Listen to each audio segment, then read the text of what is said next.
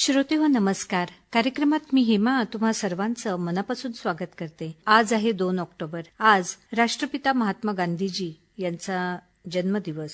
प्रत्येकाने स्वतःचा कचरा स्वतःच उचलला पाहिजे. महात्मा गांधीजींचे विचार. 2 ऑक्टोबर 2014 भारताचे पंतप्रधान नरेंद्रजी मोदी यांनी महात्मा गांधी यांच्या जयंतीनिमित्त देशव्यापी स्वच्छता मोहीम सुरू केली. आपण 17 सप्टेंबर ते 2 ऑक्टोबर स्वच्छता अभियान राबवत असतो. स्वच्छ भारताची संकल्पना म्हणजे प्रत्येक कुटुंबाला स्वच्छतागृह, घन आणि द्रव कचरा विल्हेवाट व्यवस्था, गाव स्वच्छता आणि सुरक्षित आणि पुरेसा पिण्याच्या पाण्याचा पुरवठा यासारख्या स्वच्छता सुविधा प्रदान करणं आहे. राष्ट्रपिता महात्मा गांधी यांच्या 150व्या जयंतीनिमित्त त्यांना योग्य श्रद्धांजली म्हणून हे साध्य करायचं आहे. मी कचरा टाकणार नाही किंवा कोणत्याही व्यक्तीला तसं करू देणार नाही अशी प्रतिज्ञा प्रत्येकानेच घ्यायला हवी. महात्मा गांधीजींच्या नेतृत्वाखाली भारतीयांना स्वातंत्र्य मिळालं, पण त्यांचं स्वच्छ भारताचे स्वप्न अजूनही अपूर्ण आहे. थोड्याफार प्रमाणात कुठे अपवाद आपल्याला दिसतो, पण अजूनही पूर्णतः झालेली नाहीये. महात्मा गांधीजी म्हणाले होते की स्वच्छता स्वातंत्र्यापेक्षा जास्त महत्वाची आहे. त्यांचे स्वप्न सर्वांसाठी संपूर्ण स्वच्छता होते. शारीरिक आरोग्य आणि निरोगी वातावरणासाठी स्वच्छता सर्वात महत्वाची भूमिका बजावतं. लहान वयात शिकलेल्या सवयी एखाद्याच्या व्यक्तिमत्वात रुजतात. जरी आपण लहानपणापासूनच जेवणापूर्वी हात धुणे, नियमित दात घासणे आणि आंघोळ करणे यासारख्या काही सवयी लावायला हव्यात. त्याचप्रमाणे सार्वजनिक स्वच्छता देखील. श्रोतेहो, महात्मा गांधीजी स्वच्छता आणि चांगल्या सवयींवर भर देत असत आणि त्याच्या चांगल्या आरोग्याशी जवळचा संबंध असल्याचे ते सांगत असत. श्रोतेहो, वैयक्तिक स्वच्छता, सार्वजनिक स्वच्छता अतिशय महत्वाची. शासनाचीच जबाबदारी नाही तर प्रत्येकाची जबाबदारी आहे. प्रत्येकाचं कर्तव्य आहे की आपण स्वच्छता पाळायला हवी. महात्मा गांधीजी असतील, संत गाडगेबाबा असतील, संत तुकाराम महाराज असतील, सर्वांनी आपल्याला स्वच्छतेचा मंत्र दिलेला आहे आणि आपली प्रत्येकाची जबाबदारी आहे हा मंत्र जपायला हवा. प्रत्येकाने स्वच्छता पाळायला हवी. तर श्रोतेहो, या संदर्भात आज आपण बातचीत करणार आहोत आणि त्यासाठी आपण आकाशवाणी स्टुडिओत आमंत्रित केलेलं आहे विशाल वाघ, मुख्याधिकारी नगर परिषद बल्लारपूर यांना. सर, कार्यक्रमात आपलं अगदी मनापासून स्वागत आहे. नमस्कार सर. नमस्कार सर. आज 2 ऑक्टोबर, आज महात्मा गांधीजी जयंती आहे आणि आपण बघतो आहोत की 17 सप्टेंबर ते 2 ऑक्टोबर आपण स्वच्छता अभियान राबवत आहोत. तर गांधीजींची या स्वच्छतेसंदर्भात जी भूमिका होती, जसं त्यांचं एक स्वप्न होतं स्वच्छ भारत, सुंदर भारत, तो जो मंत्र आहे तो आपण सर्वांनी जपायला हवा आणि खरंच हे काळाची गरज आहे आज आपण जाणतो आहोत. तर काय सांगाल सर, गांधीजींची भूमिका नेमकी कशी होती स्वच्छतेसंदर्भात? गांधीजींनी स्वच्छतेला खूप महत्व दिलेलं होतं. त्यांच्या वैयक्तिक आयुष्यात ते स्वावलंबनाचे जेव्हा धडे देत होते तर ते स्वतः त्यांच्या आश्रमातले लॅट्रिन असो, टॉयलेट्स असो, ते स्वतः साफ करत होते आणि इतरही साधक त्यांच्या समवेत जे राहत होते तर त्यांनाही ही गोष्ट करणे अनिवार्य होतं. तेव्हाच्या काळात आपण बघितलं जातं की एका पर्टिक्युलर एका समाजाशी किंवा एका याच्याशी स्वच्छता हा विषय निगडीत होता.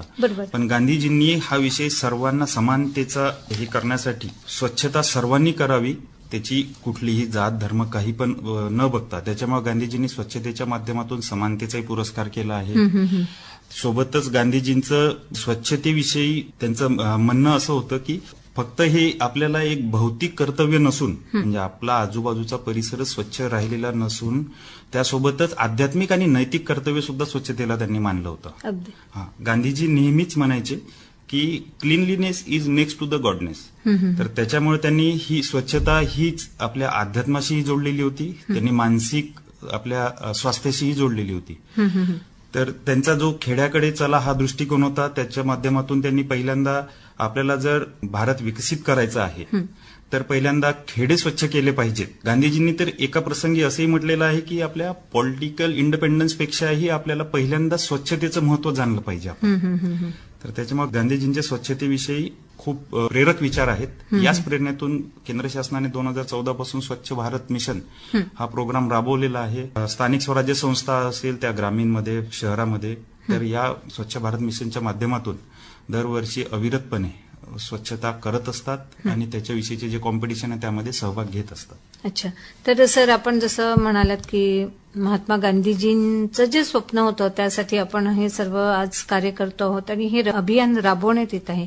तर या अभियानात नेमके कोणते कोणते उपक्रम आहेत, काय सांगाल? हे अभियान 17 सप्टेंबर ते 2 ऑक्टोबरच्या दरम्यान 15 दिवसांसाठी राबविलेलं आहे. मी आता जसं म्हटलं की आपण स्वच्छ भारत मिशनच्या माध्यमातून अविरतपणे काम करत असतो, परंतु हे विशेष अभियान राबवण्याचं कारण असं आहे की यामध्ये लोकांचा सहभाग वाढवणे, लोकांमध्ये तो अवेअरनेस येणे आणि स्वच्छता ही पहिल्यांदाच मुळात बघितलं आपण तर ही एक सवय आहे. तर ती सवय अंगी बाणवण्यासाठी असे मध्यंतरी शासन उपक्रम राबवत असते आणि हा त्याचाच एक प्रयत्नाचा भाग म्हणून 17 सप्टेंबर ते 2 ऑक्टोबर या काळात आपल्याला एक स्वच्छोत्सव म्हणून शासनाने अभियान राबवत आहे. या कालावधीमध्ये जेही आपले सार्वजनिक स्थळं आहेत, सरकारी ऑफिसेस आहे किंवा काही बिल्डिंग्स आहेत, जिथे नेहमी स्वच्छता केली जात नाही किंवा तिथे थोडं दुर्लक्ष होतं, तर असे परिसर स्वच्छ करणे यामध्ये अभिप्रेत आहे. सोबतच अवेअरनेससाठी पथनाट्य किंवा यामध्ये निबंध स्पर्धा किंवा शालेय मुलांसाठी काही विविध उपक्रम अशासारखे आपण काही यामध्ये उपक्रम राबवणार आहोत. सोबतच 25 सप्टेंबरला आपण 1 तास 1 साथ म्हणून असा एक श्रमदानाचा कार्यक्रम सर्व लोकांसमवेत राबवला गेलेला आहे आणि या माध्यमातून ही सवय लोकांच्या अंगी बाणावी. स्वच्छता म्हणजे ही फक्त सरकारी लोकांची जबाबदारी नसून सरकारी यंत्रणा तर राबत आहेच, सोबतच आपले हे देशातले जे नागरिक आहे यांच्यामध्ये ही सवय बाणावी या उद्देशातून हे अभियान राबवण्यात येत आहे. नक्कीच सर, खरंच खूप छान सांगितलं आपण की प्रत्येकाची ही जबाबदारी आहे, फक्त शासनाची नाही तर प्रत्येक व्यक्तीची ही जबाबदारी आहे की आपण स्वच्छता बाळगायला हवी. मग ती वैयक्तिक स्वच्छता असो, सार्वजनिक स्वच्छता असो, तर स्वच्छतेचं फार महत्व आहे. सर, जसं आपण म्हणतो की स्वच्छता आणि आरोग्याचा अगदी जवळचा संबंध आहे, तर काय सांगाल सर या संदर्भात? स्वच्छता जर नसली तर आपण आपल्या एक साधा घराचंच उदाहरण घेऊ की आपण सकाळी जेव्हा उठतो आणि आपल्याला जर आपलं घरच अस्वच्छ आढळलं तर आपल्याला दिवसाची सुरुवातच थोडी नकारात्मक होते. तर ही पहिल्यांदाच जर आपण बघितलं तर आपण मानसिक स्वास्थ्य सुद्धा स्वच्छतेतून आपण साध्य करू शकतो. स्वच्छतेतून रोगराई निर्माण होते, आपण लहानपणापासून शाळेतून शिकतो. तर स्वच्छ नसलं तर तिथे विषाणूंचा प्रादुर्भाव होतो, माशा वाढतात, त्याच्यातून आपण त्या आपल्या अन्नावर येऊन बसतात, अन्नातून आपल्याला विषाणूंचं संक्रमण होतं. सोबतच दूषित पाणी जर प्यायल्याने आपण बघतो की पावसाळ्यांमध्ये या गोष्टी आपल्याला अनुभवास येते. पण स्वच्छता जर असली तर या गोष्टी आपल्याला टाळता येतात. आपण शहरांमध्येही बघतो की काही वस्त्या म्हणजे थोड्या अस्वच्छ असतात आणि काही वस्त्या ज्या थोड्या स्वच्छ असतात. तर या दोन्हीमध्ये जर आपण बघितलं तर डॉक्टरकडे जाणाऱ्या लोकांचं प्रमाण हे तुम्हाला लक्षात येईल आणि माणूस आजारी पडणे या माध्यमातून की फक्त त्या वैयक्तिक त्या व्यक्तीचं नुकसान नसून त्यामध्ये मनुष्य दिनहानी होते. जो त्या दिवशी काम करू शकला असता, देशाच्या अर्थव्यवस्थेत योगदान देऊ शकला असतं, तर ते देता येत नाही. म्हणजे त्याला दुहेरी भुर्दंड पडतो. एक तर तो आजारी पडल्यामुळे त्याला तो खर्च लागतो आणि सोबतच त्याचा रोजगार बुडतो. तर ही गोष्ट जर आपण बघितली तर स्वच्छता आणि आरोग्याचा एकदम जवळचा संबंध आहे. आपला परिसर स्वच्छ ठेवणे, त्यामधून माशा वगैरे येणे किंवा कीटकजन्य आजार जो असतोय तर तो टाळणे, सोबतच दूषित पाणी जे आहे तर ते आपण आता प्रत्येकाकडे आपण आरो लावतोच, पण सोबतच जर त्याच्यासाठी जर आपला परिसर जी स्वच्छ ठेवला, आपण पाण्याच्या टाक्या स्वच्छ केला तर आपल्याला आरो लावण्याची गरज पडणार नाही. तर अशा माध्यमातून आपण आपल्या स्वच्छतेच्या ज्या सवयी आहेत त्या जर अंगी बाणवल्या तर आपल्या आरोग्यावर निश्चितच सकारात्मक परिणाम त्याचा दिसेल. नक्कीच सर. तर सर, ही जी सार्वजनिक स्वच्छता आहे आणि वैयक्तिक स्वच्छता या संदर्भात आपल्याला काय वाटतं सर? भारत स्वतंत्र झाल्यापासून आपण बघतोय की आपण वैयक्तिक स्वच्छता तसेच सार्वजनिक स्वच्छता या शासनाने दोन्ही गोष्टींवर भर दिला आहे. आपण शाळेत जेव्हा पहिल्या वर्गात मूल जातं तर त्याला काही शाळांमध्येच आपण बघितलेलं होतं की हात धुणे यासाठी सुद्धा पर्टिक्युलर वेळ ठेवलेला आहे. वैयक्तिक स्वच्छतेचं महत्व त्या व्यक्तीच्या अंगी बाणावं यासाठी म्हणून हे शासनाचे प्रयत्न होते. वेळेत केस कापले पाहिजे, नख कापले पाहिजे, रोज आंघोळ केली पाहिजे, कपडे स्वच्छ घातले पाहिजे, हे झाले वैयक्तिक स्वच्छतेचे. परंतु जर आपला परिसर स्वच्छ नसेल, आपण जर परिसरातच म्हणजे आपल्या घरातला कचरा काढून तो रस्त्यावर फेकत असेल तर त्या माध्यमातून तो पुन्हा विषाणू किंवा त्यातून जी दुर्गंधी पसरेल तर ती पुन्हा आपल्या घरातच रोगराई घेऊन येईल. त्याच्यामुळे या सोबतच वैयक्तिक स्वच्छतेसोबतच सार्वजनिक स्वच्छतेचं अनन्यसाधारण महत्व आहे.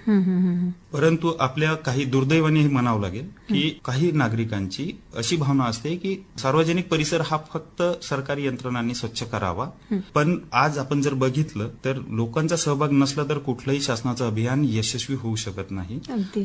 तर त्यामुळेच शासनाने अशा प्रकारचे उपक्रम राबवलेले आहे आणि यातून जर प्रत्येकाने ठरवलं की मी माझा परिसर स्वच्छ ठेवील तर आपला भारत स्वच्छ व्हायला वेळ लागणार नाही. अगदी.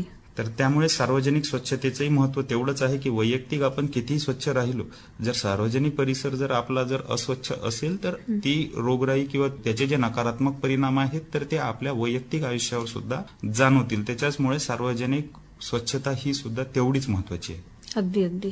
सर, आपण बघतो की बरेच सार्वजनिक कार्यक्रम होत असतात आणि तिथे समुदाय बराच जमलेला असतो. अशा वेळी कशा पद्धतीने स्वच्छता, काय सांगाल सर या संदर्भात? सार्वजनिक स्वच्छता ही सवय जर अंगी बांधली नागरिकांच्या तर ते जेव्हाही असे लोकांचा जनसमुदाय एका ठिकाणी येतो तर तिथे ती स्वच्छ करायला वेळ लागणार नाही.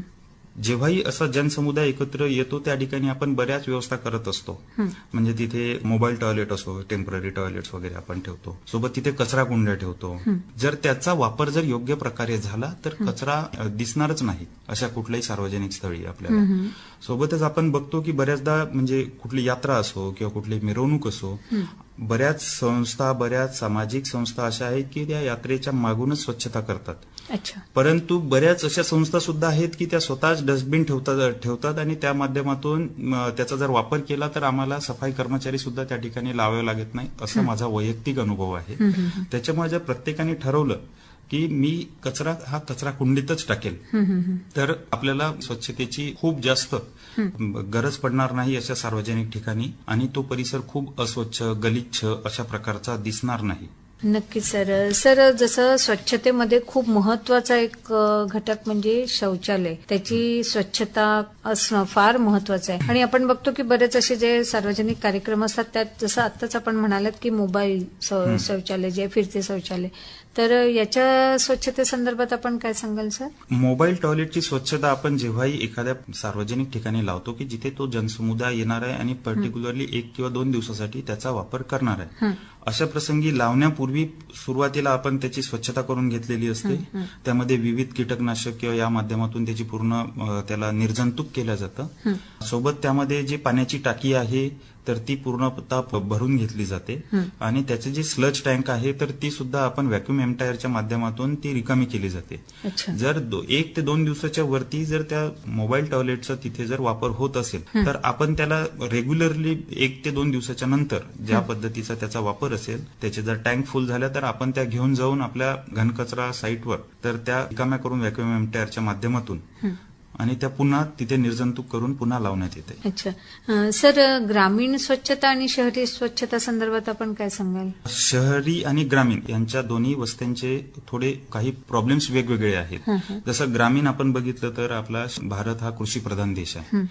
गावांमध्ये बघितलं तर नागरी कचरा हा थोड्या कमी प्रमाणात असतो, घरगुती कचरा ज्याला आपण म्हणू, आणि त्या व्यतिरिक्त सार्वजनिक ठिकाणचा जसा कचरा असतो, शेतीतले काही माल काढला आपण तर तो आपल्याला रस्त्यावर दिसतो, किंवा काही माती मिश्रित जे आपल्याला कचरा असतो तर तो जास्त प्रमाणात असतो. परंतु ग्रामीण कचऱ्याचं कंपोस्टिंग खूप लवकर होऊ शकतं कारण त्यामध्ये मातीचं प्रमाण जास्त असते, जागेचा तेवढा तिथे प्रॉब्लेम नसतो गावांमध्ये. आणि शहरांमध्ये जर बघितलं याच्या उलट तर आपण नागरी कचरा हा मोठ्या प्रमाणात असतो. नागरी कचऱ्याचा पहिलाच मूळ प्रॉब्लेम हा आहे की तो कचरा मिश्रित स्वरूपाचा जर आला तर त्याची विल्हेवाट लावायला खूप त्याचा त्रास होतो. मुळातच आपण जर घरूनच कचरा जर वेगवेगळ्या स्वरूपात दिला, सुका आणि ओला याच्या माध्यमातून, तर विल्हेवाट त्याची योग्य प्रकारे लावल्या जाते. सुक्या कचऱ्यातून आपण वेगवेगळ्या ज्या वस्तू आहे, ज्या विक्री योग्य वस्तू आहे, जसे कागद आहे, त्याच्यानंतर काच आहे, त्याच्यानंतर रबर आहे, या गोष्टी बाजूला करून याच्या ज्या आपल्या काही संस्था असतात या विकत घेतात. जो ओला कचरा असतो त्याचा आपण कंपोस्टिंग करतो. पण आता जर हा मिश्रित आला तर घनकचरा साईटवर गेल्यानंतर पहिल्यांदा त्याला 1 ते 2 दिवस आपल्याला तो कचरा वेगवेगळा करायला परिश्रम लागतात. यासाठी एक मोठा खर्च सुद्धा त्याच्या मागे असतो. तर त्याच्यामुळे सुरुवातीपासूनच जर आपण घरूनच जर वेगवेगळ्या प्रकारे कचरा दिला तर नागरी कचऱ्याचा सुद्धा प्रॉब्लेम आपला सुटेल. तर सर, जसं आपण बघतो की आपल्या चंद्रपूर शहरात बऱ्याच कंपनीज आहेत, फॅक्टरीज आहेत, तर त्यातलं जे वेस्ट मटेरियल जे आहे ते आपण बघतो की बाहेर फेकण्यात येतं किंवा रस्त्यावर काही वेळेला येतं आणि बाकीच्यांना त्याच्या अडचणी निर्माण होतात. किंवा जसं आपण मार्केटमध्ये बघतो की काही दुकानांमध्ये जे वस्तू असतात त्या बाहेर पडून असतात बरेचदा. तर या संदर्भात आपण काय सांगाल? म्हणजे आपण जसं बघतो की घनकचरा आहे किंवा हे जे वेस्ट मटेरियल आहे ते कधी नदी नाल्यात जातं आणि पाणी प्रदूषण देखील होतं. तर काय सांगाल सर आपण? जे मोठ्या प्रमाणात कचरा जनरेट करतात तर याला बल्क वेस्ट जनरेटर अशी एक संज्ञा आहे स्वच्छ भारत मिशन मध्ये. तर यांच्यासाठी काही विशेष उपाययोजना करण्याविषयी शासनाचे काही निर्देश आहेत. बल्क वेस्ट जनरेटर ज्या ज्या ठिकाणी असेल तर त्यांना जो ओला कचरा त्यांच्या माध्यमातून निघत असेल तर तो त्यांना ऑन साईट कंपोस्टिंग करणं बंधनकारक आहे. अच्छा. तर सुरुवातीला तर आपण त्याला प्रोत्साहनपर त्याच्यासाठी काही टॅक्समध्ये सूट वगैरे अशा पद्धतीचे आपण उपाययोजना केलेल्या होत्या. परंतु आता तर कंपल्सरी शासनाने सांगितलेलं आहे की यांचा ओला कचरा तिथेच कंपोस्टिंग होणं आवश्यक आहे. मग जर ओला कचऱ्याचं प्रमाण हे आपण बघत असतो की 60 ते 70% असतं पूर्ण कचऱ्यामध्ये. राहिलेला जो 30% कचरा आहे तर त्याला मार्केटमध्ये त्याला आपण म्हणतो सेलेबिलिटी आहे, म्हणजे तो विक्री योग्य आहे. तर असा जर विक्री योग्य कचरा जर असला तर तो आपण आपल्या घनकचरा साईटवर घेऊन जाऊन वेगवेगळ्या स्वरूपात आपलं MRF सेंटर असतं. MRF सेंटर म्हणजे मटेरियल रिकव्हरी फॅसिलिटी. यामध्ये आपण वेगवेगळा तो कचरा वेगवेगळा करत असतो. आणि जसं मी आताच सांगितलेलं होतं की त्यामधले काच आहे, रबर आहे, कागद आहे किंवा काही आपण जे बघतो की असं तुटलेलं कुजलेलं थोडं प्लास्टिक असतं. तर याच्यासाठी सुद्धा आपल्या काही ज्या कंपनीज आहे, म्हणजे सिमेंट फॅक्टरी असो किंवा कुठल्या लोह उद्योग असो, तर यांचं जे बॉयलर असते, म्हणजे ज्या ठिकाणी आपण ते कंबशन होतं, कचरा जाळल्या जातो, तर अशा ठिकाणी आपले काही स्थानिक स्वराज्य संस्थांचे MOUs केलेले आहे आपण.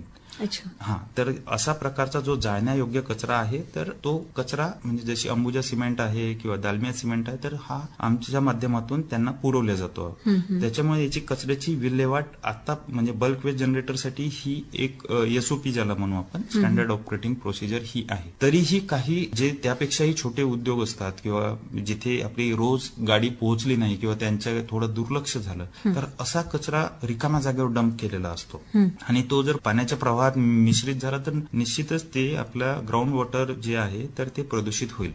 हे जर टाळायचं असेल तर जोही बल्क वेस्ट जनरेटर आहे तर त्यांनी तिथल्या स्थानिक स्वराज्य संस्थांशी जर कॉन्टॅक्ट केला तर ते त्यांना त्यांचं वाहन पुरवेल आणि त्या वाहनाच्या माध्यमातून तो त्यांच्या घनकचरा साईटवर जाऊन त्याची योग्य प्रकारे शास्त्रोक्त पद्धतीने विल्हेवाट लावली जाईल. आणि या माध्यमातून आपण जे बघत आहे की ग्राउंड वॉटर त्याचं प्रदूषण आपण थांबवू शकतो. आणि दुसरी गोष्ट की जर तो कचरा अशा ठिकाणी असला तर कोणीतरी येतो आणि त्याला तो जाळतो.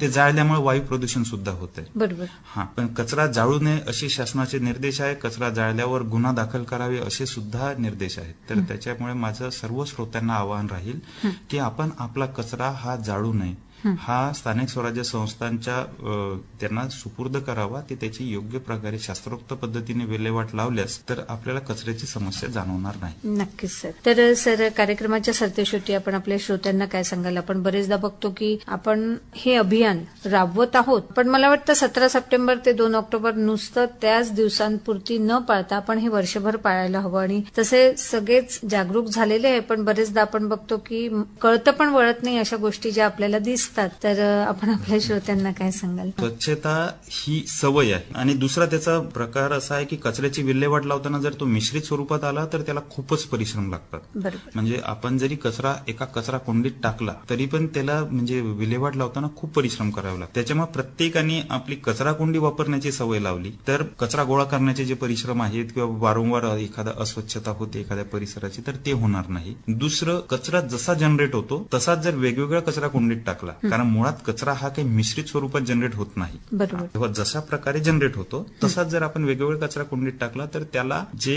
परिश्रम आहे पुढचे तर ते वाचतील. सोबतच त्याची विल्हेवाट खूप योग्य प्रकारे लागेल. म्हणजे आपण आताच बघितलं की जर ओल्या कचऱ्यासोबत जर कागद टाकला तर तो कागद ओला होतो आणि त्याला ती मार्केटमध्ये किंवा त्याची जी वेगळा केल्यानंतर सुद्धा त्याची विल्हेवाट आपण लावू शकत नाही. तर या गोष्टी जर आपण टाळल्या, सोबतच आपण वैयक्तिक स्वच्छता सोबतच सार्वजनिक स्वच्छता ही सवय जर बनवली तर आपला सर्व परिसर जो आपला आजूबाजूचा परिसर आहे तो स्वच्छ राहीलच. आणि सोबतच एक भारत देशाच्या स्वच्छतेमध्ये खूप मोठं योगदान देण्यासाठी आपल्याला ही सुसंधी आहे. त्यानिमित्त माझे या अभियानाच्या पार्श्वभूमीवर सर्व श्रोत्यांना आवाहन राहील की आपण स्वच्छतेची सवय अंगी बाणवावी. सोबतच घरी कचरा कुंड्या व्यवस्थित आपण त्या ठेवाव्यात. स्वच्छ भारत मिशन मध्ये म्हणजे त्याचं स्लोगनच आहे, हरा गेला सुखा नीला. म्हणजे हिरव्या कचरा कुंडीत ओला कचरा टाकायचा आहे आणि सुका कचरा हा निळ्या कचरा कुंडीत टाकायचा आहे. आणि त्या आल्यावर त्या वेगवेगळ्या स्वरूपात आपण जर त्या घंटा गाडीमध्ये दिला तर तो विल्हेवाट लावणे सोयीचं होईल आणि सोबतच आपला परिसर स्वच्छ राहण्यास मदत होईल. त्याच्यामुळे माझं सर्व श्रोत्यांना आवाहन राहील की स्वच्छतेविषयी आपण जागरूक राहून या भारत देशाच्या प्रगतीसाठी अमूल्य योगदान द्यावं. नक्कीच सर, खरंच खूप छान सांगितलं. आणि जसं आपण वैयक्तिक स्वच्छता, सार्वजनिक स्वच्छता या संदर्भात सांगितलं, जसं आपण बघतो की बरेचदा आपण कुठे सहलीला गेलो तर तिथे देखील डस्टबिन असतं बाजूला, पण बरेचदा कचरा टाकण्यात येतो आणि दुसरा व्यक्ती कचरा बाहेर टाकतोय म्हणून ती देखील व्यक्ती म्हणते की त्यांनी टाकलंय तर मी पण त्याच पद्धतीने बाहेर टाकलेलं आहे. पण असं न करता आपली जबाबदारी समजून, आपलं कर्तव्य समजून नक्कीच स्वच्छता पाळायला हवी. कारण स्वच्छता असेल तर आरोग्य चांगलं राहील, आपलं आरोग्य, आपल्या परिवाराचं आरोग्य चांगलं राहील, समाजाचं आरोग्य चांगलं राहील आणि आपल्या देशाचं आरोग्य देखील चांगलं राहील. तर सर, आज आपण आकाशवाणी स्टुडिओत आलात आणि आपल्या श्रोत्यांना छान माहिती दिली, त्याबद्दल आकाशवाणीच्या वतीने मी मनापासून आभारी आहे. धन्यवाद सर. धन्यवाद. चला तर संकल्प करूया आणि स्वच्छता पाळूया. स्वच्छता आणि आरोग्याचा अगदी थेट संबंध असतो. तर श्रोते हो, कार्यक्रमातून मी आता निरोप घेते आहे. नमस्कार.